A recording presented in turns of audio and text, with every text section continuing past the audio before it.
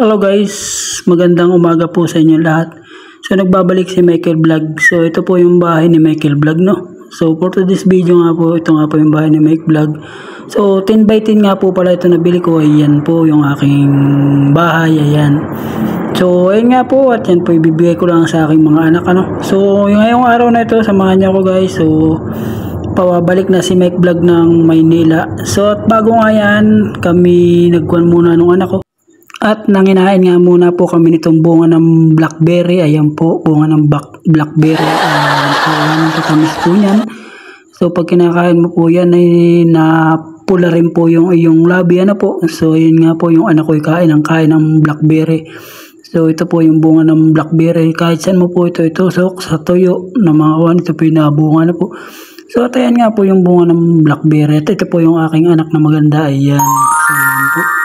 Ayun po nga ng blackberry. Ayan po nangyayari pag kumain ng blackberry ang aking. Ayan po, pakita ko po sa inyo yung blackberry. Ayan.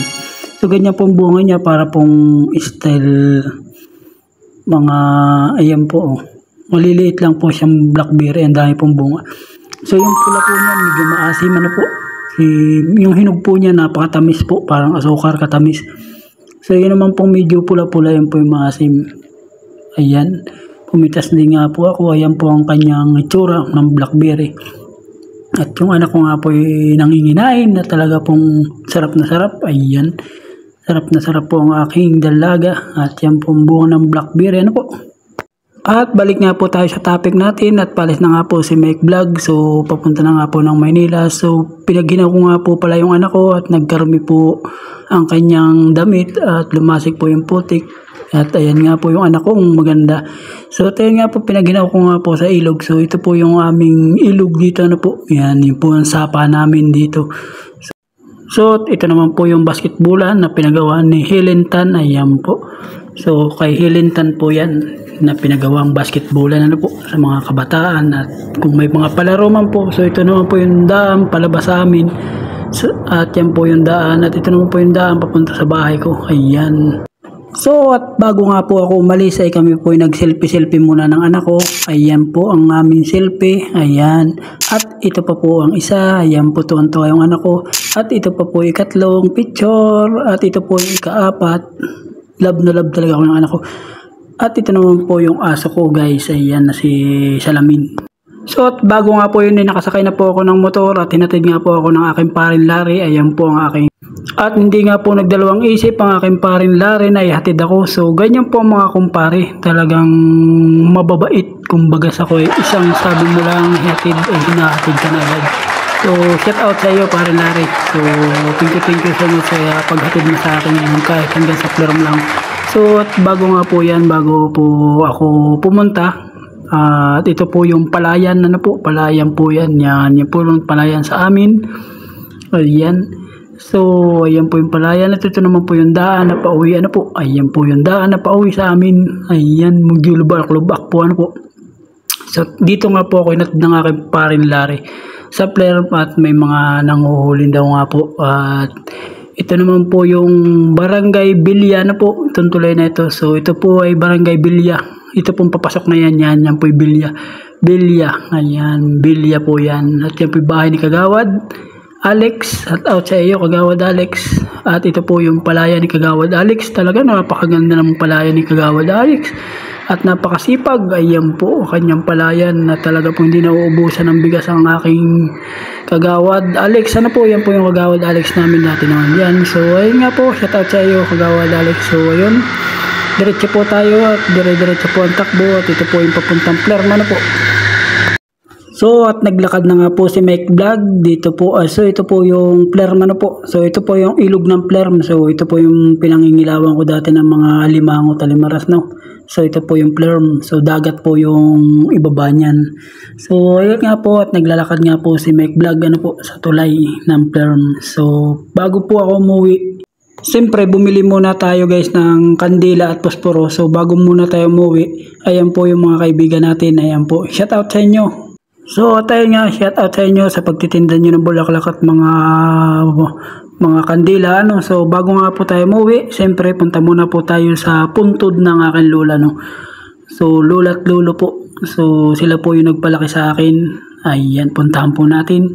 So, pares na po silang pumalaw. Ayan. So, kung saan man po kayo naroroon, ay God bless po kayo kung saan po kayo nadoon. So, ito po yung mga kaibigan natin dito. Ano po, naglilinis ng mga yan, mga nitso. Ano po, naglilinisan po nila yung mga nitso. Siyempre, mahal na araw nga po. So, dumaan muna po tayo. Ayan. At naglalakad po si Mike Vlog na po. So, ayan po si Tata Ray. Tata Ray, shout out sa iyo. At yun po yung anak ni Tata Ray. So, shout out sa iyo, Tata Ray. At yun nga, shout out kay Tata Ray. Baga? Ikaw lang sa isang nungkong pala. Papalit din ngayon. Abayo, sisindila ako ng kandila. Papalit. Nagbuto lang ako. Bumoto. So, at ito nga po pala si Tata Ray, ang kasama ko sa DBWH nung araw. So, kami po yung mga nagtatabas dito sa bayan ng Alabat. Ano po, Perez, Quezon, Alabat. Yan po yung tinatabas namin. Pabalik-balik lang po kami. So, shout out sa iyo, Tata Ray. So, tayo nga po, bago tayo umuwi. So, magsindi muna po tayo ng kandila sa ating mga nagpalaki sa atin nung araw na tayo ay bata pa. Asan? Ayun. Baka nakatumating guys. Ha? Ngayon lang guys, oh. Ayan, nagpipintura sila, oh. Isisindi ako doon kay Lola ba? Ay, pininturahan na nito. Pininturahan? May utang ka riyan. Bayaran mo. May utang ka riyan. Wala nga akong pambayad ngayon. Guys, bayaran mo na ninyo nga ito. Ay, ito wala. Bakit ngayon lang? Bakit ngayon ko lang? Ay, yun lang bang. Palis na. Ba yan? Oo. Isindi lang ako dito. Isindi lang ako. Pininturahan na yan eh. Bakit? Oo, nalo. Guys, yung kay lulot lula ko yan. Pares na silang pumanaw yan. So, pares na sila nagsama sa taas mo. So, yun. Sisindilaan tayo ng kandila bago umuwi na.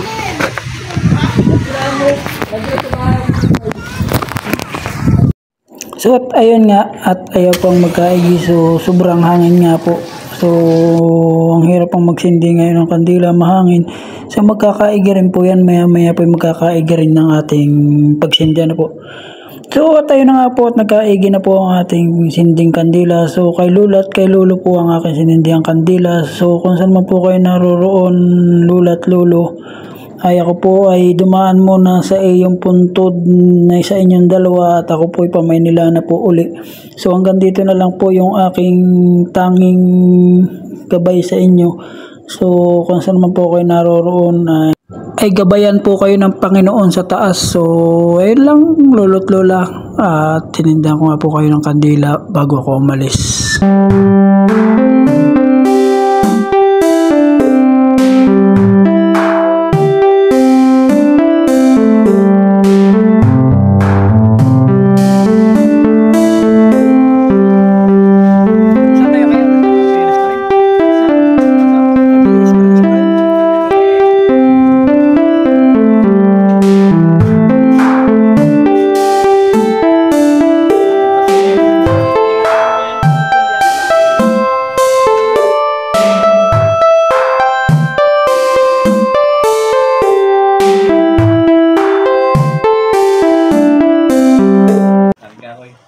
Hindi na kami magkakasama ka rin.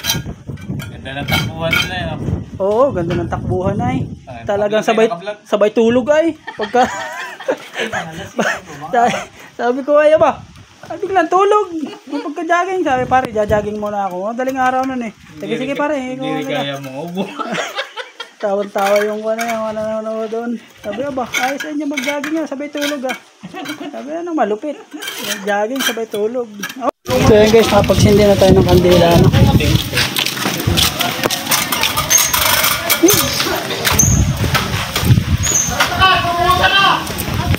Ang daming nagkukuha. Hoya! Uwi mo na.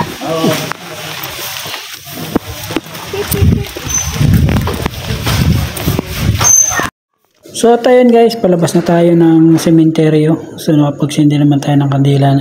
So at ayun nga po, at ito po yung sementeryo, kanya-kanyang linis po. At malapit na nga pong mahal na araw.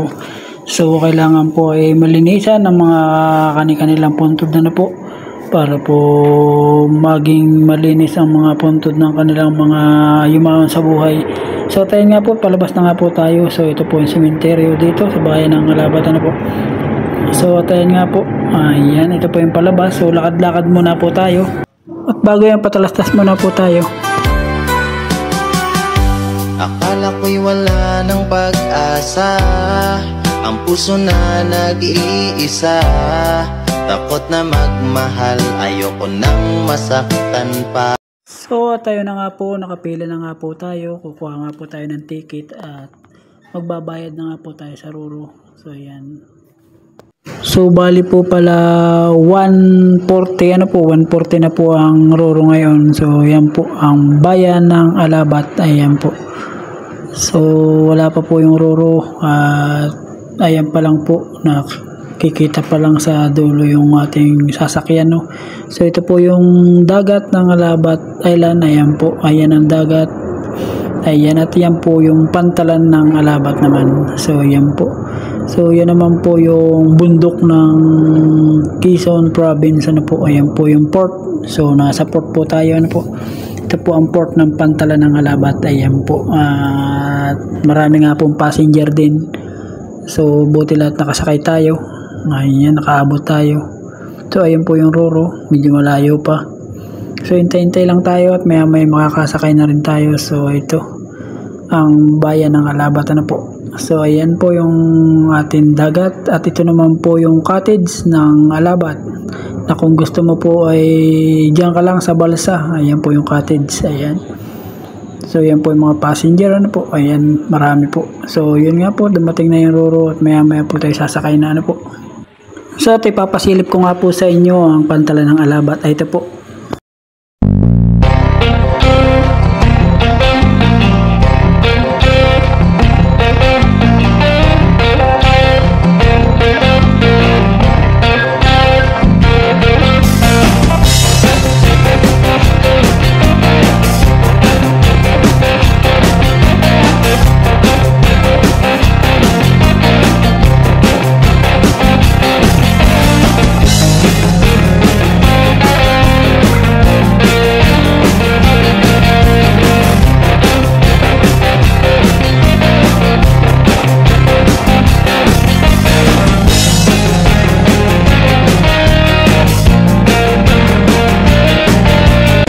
So ayan nga po, gaano po kaganda ang bayan ng Alabat, ano po. Ayan po, ayan po yung ating kinuhaan. So palis na nga po tayo. Ayan po, ito na po tayo sa Roro. So palis na po ang Roro. Ayan po ang pantalan ng Alabat. So bye bye ng bayan ng Alabat. So ayun, paminla muna tayo guys. So ayun, abangan nyo guys pagsakay ni Mike Vlog. Ayan. So back to the Maynila na po, nakabuto na po tayo. Ayan. So thank you sa mga nanalo sa inyo. Thank you so much. So ayan na nga po, at dumating na nga po tayo ng Atimunan. Ano po, Atimunan. Ayan, port ng Atimunan. So ayan guys. At na ito nga po yung ating mga seaman. Ano po, ayan yung magigiting nating mga seaman ng barko. So ayun, shout out sa inyo mga seaman.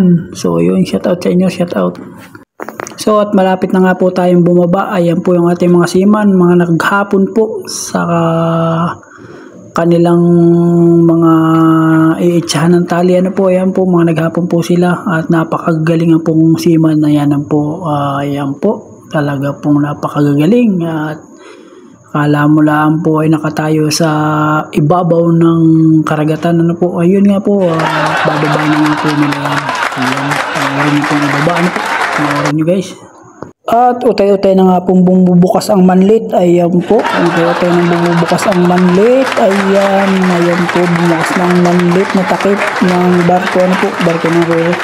So yun nga po, talaga pong bumuka ng manlit. So yan nga po, ipapato nga po yan diyan sa pantalan ng Atimunan. Ano po, yan po, ayan o. Kung nakikita nyo guys, ayan, ipapatong na nga po. Napakalulupit nga po ng ating mga seaman. Ayan, nagtalunan na nga po. At talagang bibilis nga po magsigalaw. Ayan po, ay talaga pong muntik na maipit. Ayan po. So ito nga po at maya po bababa na ang ating mga passenger dyan. Ano po? So ayun. Shout out sa ating mga passenger dyan. Shout out po sa inyong lahat. Ayan.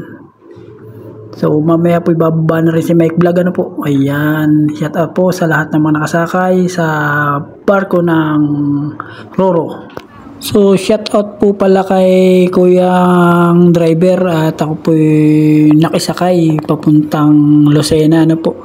So nagtitipid po at yung pong ating natirang pera ay po 400 na lang po. So kailangan po nating makatipid at para po tayo ay makalibre-libre. So shout out sa iyo kuya. So ito nga po pala may kargan lukad ano po. So ayun nga po at ako nga po yung nakasakay at di naman po nagpatumpik-tumpik. Ayan. Na may kargan lukad guys. So ayun, nakasakay na si Mike Vlog. So ayun nga po at para po tayo makatipid. So nakasakay nga po tayo kay kuya na may kargan lukad ano po. So thank you so much sa iyo kuya. Shout out sa iyo. So tara, samahan niyo si Mike Vlog.